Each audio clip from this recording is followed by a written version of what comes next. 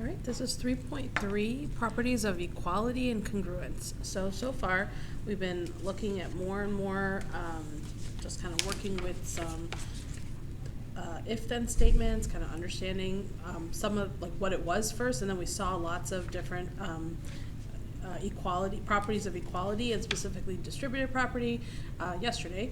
And so today we're kind of moving into some more properties, but specifically working with the two things called equality and congruence. Okay, so we're gonna have three different scenarios, but if you we're gonna do this like launch together. If we were gonna do it, you could probably just pick one of these three scenarios to consider, but since I'm gonna just go ahead and go through each of these scenarios, and you can eventually look at all one of them more in more detail. But it says consider the following for the first example.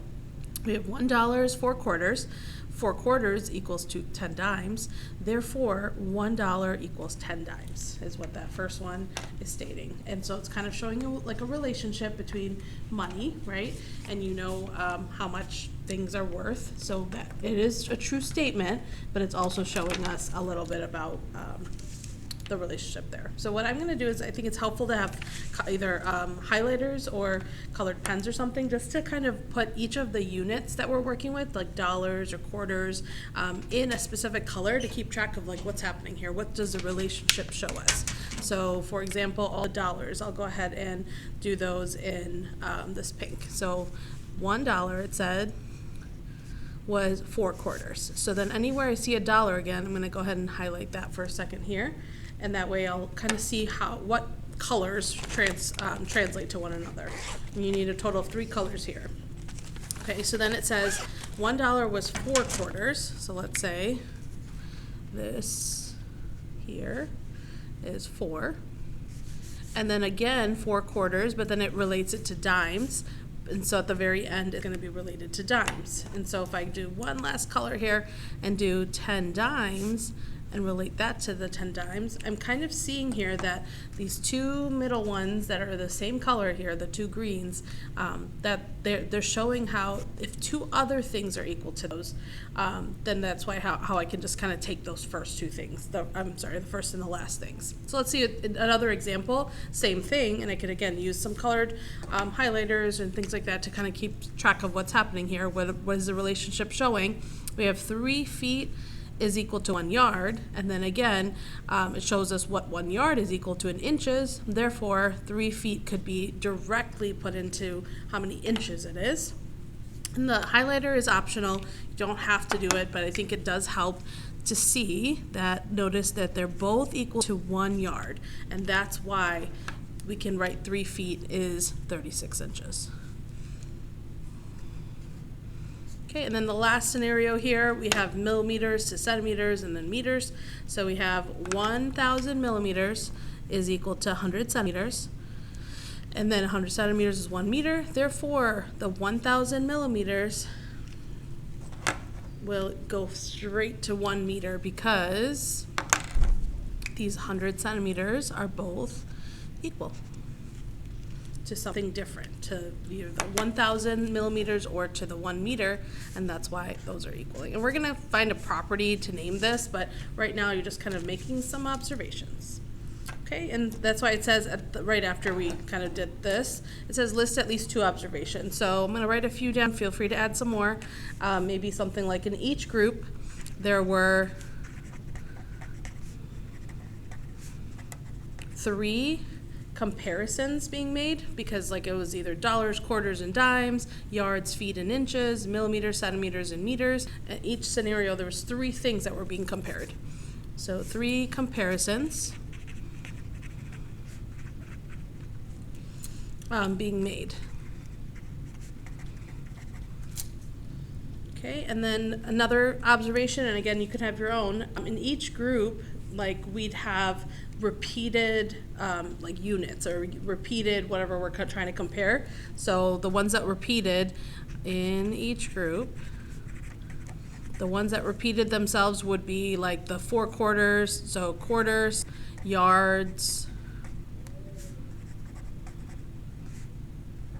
and centimeters were repeated and compared next to something else.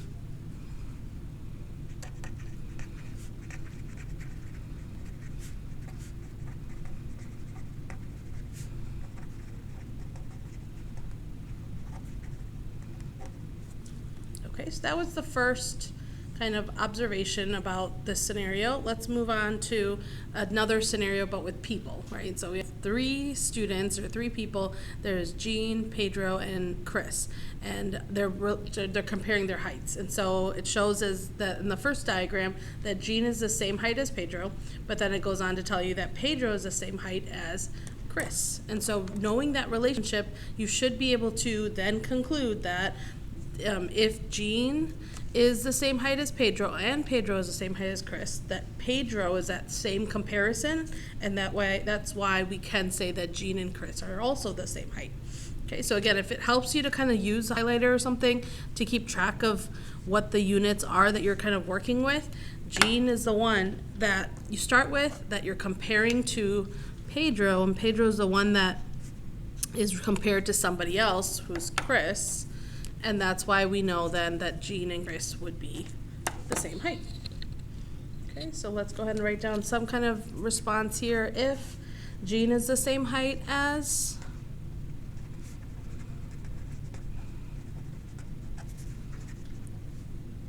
Pedro, and Pedro is the same height as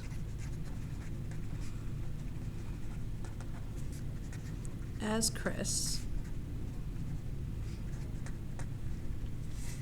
then Jean must also be the same height as Chris. It's just kind of thinking about it logically. In this scenario, we're going to eventually do it with segments and angles and more math-related things, but right now this is just kind of looking at it logically. So then Jean must also be the same height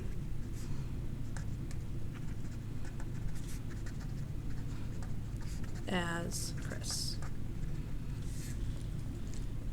Okay, and then final scenario, now we start getting into the letters, like kind of more so with the algebra, or the even we'll get to geometry with the segments and the angles and so on. But right now it says, what can we conclude about just some letters between the relationship between x and z, and justify your answer. So it says if x is equal to y, and again, if the highlighter trick kind of helps, then go ahead and highlight, then that can help you see what the final answer will be. The 2 things that are the same, that are being compared to something else, are going to be your y's. And then that's how we know that x and z are going to be equal to each other. And we're about to see the name of this property that lets us do this kind of comparison, because there is a special name for it. When it says to justify, you do have to either write an explanation or show some kind of like work, but there's not really much work here. So I'll just write a quick response here. Since both x and z are equal to y, I can set x and z equal to each other.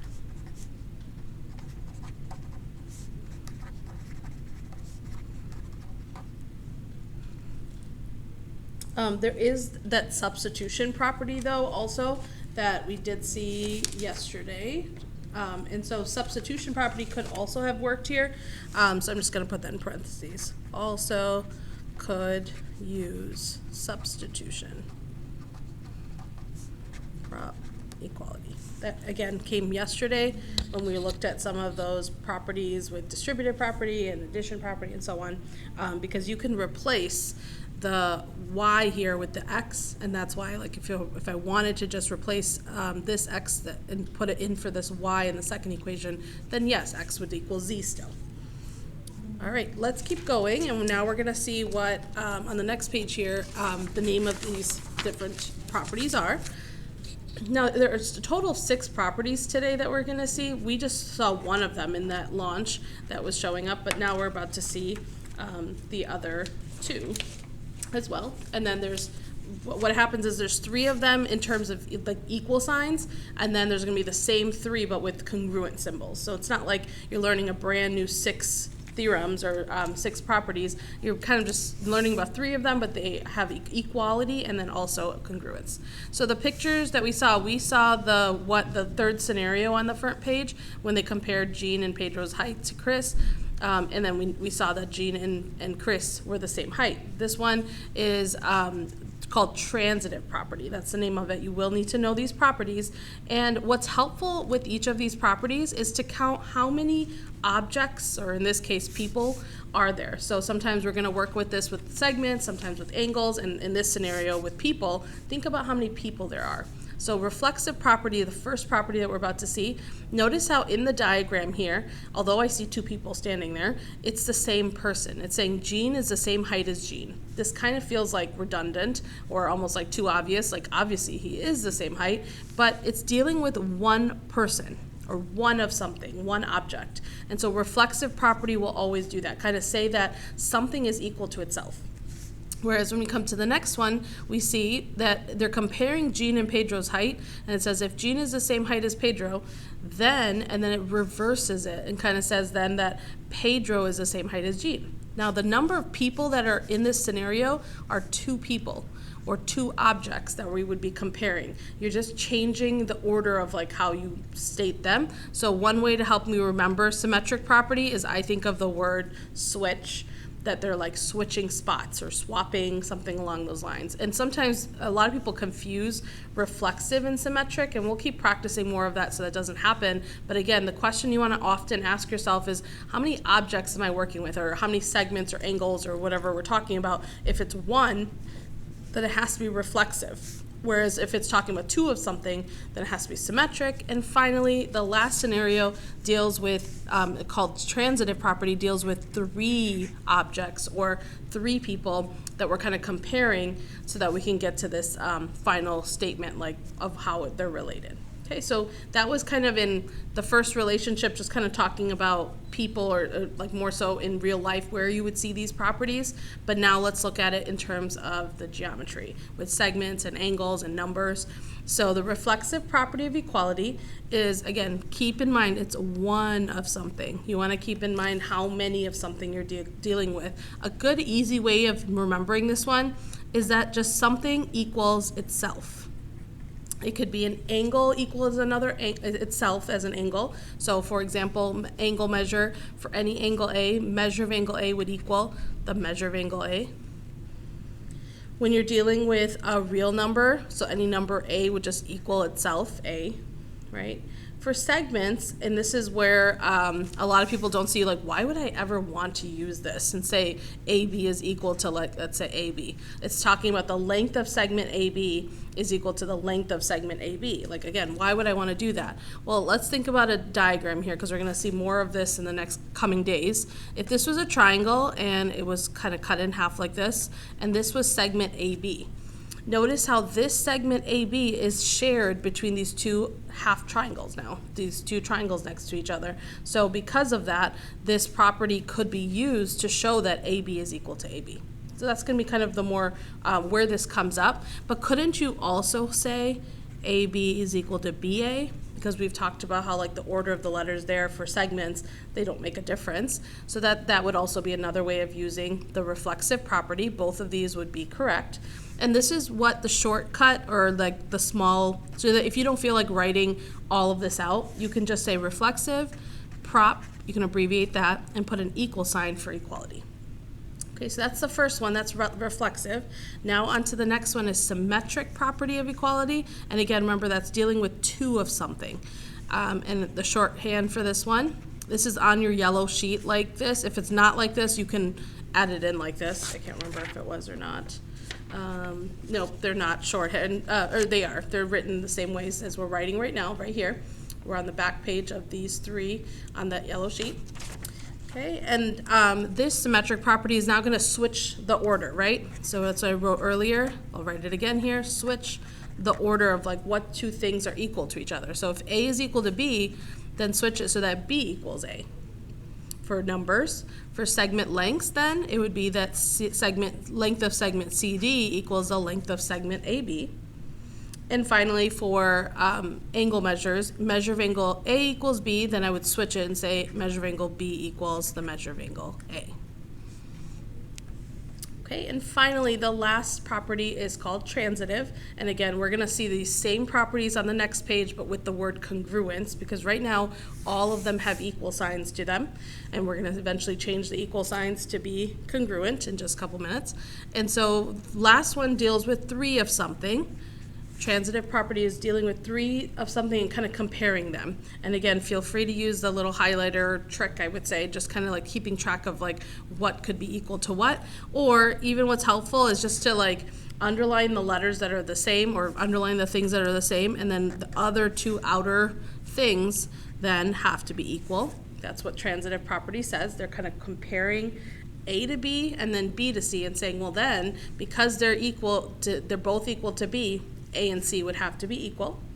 Same thing with lengths of segments. If AB is equal to CD and CD is equal to EF, then AB and EF would have to be equal to each other.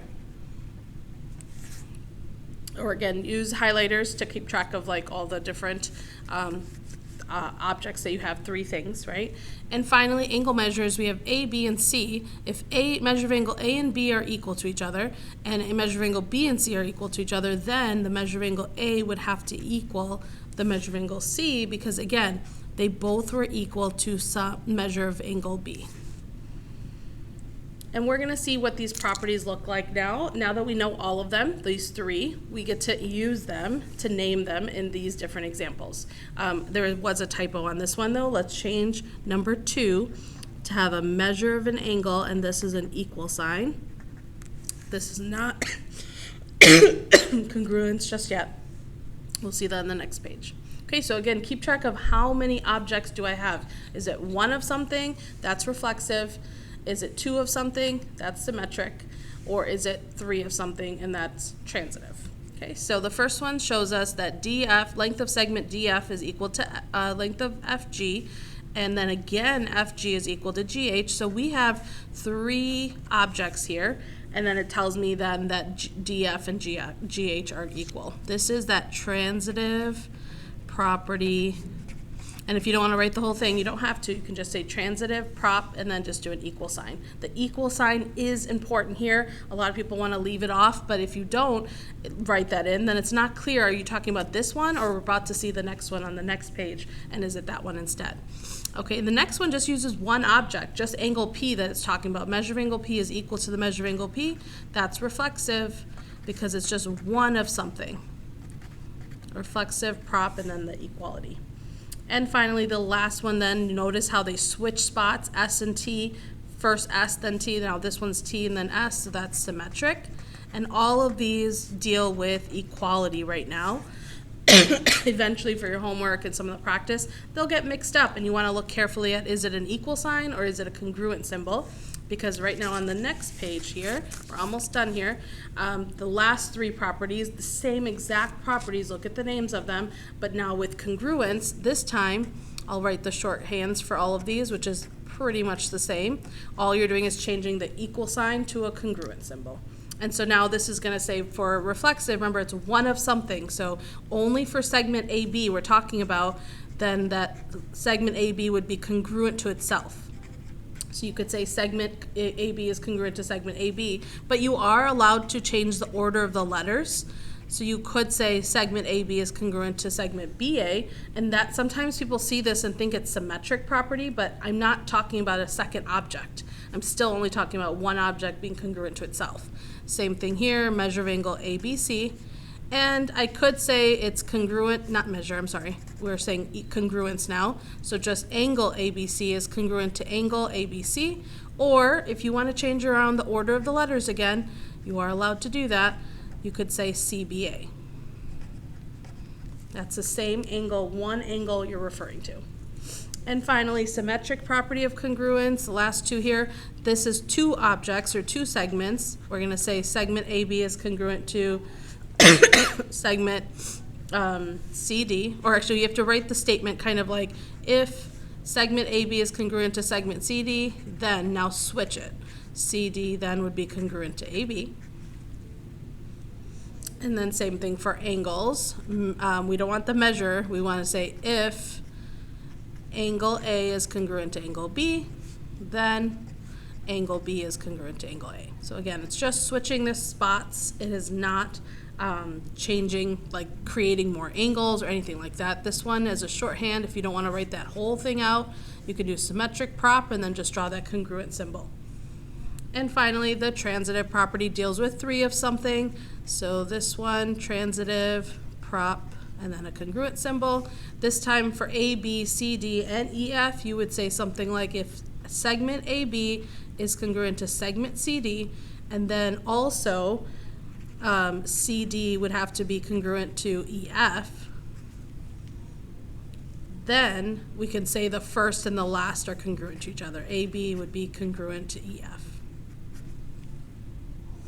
Okay, and then finally for angles, same idea.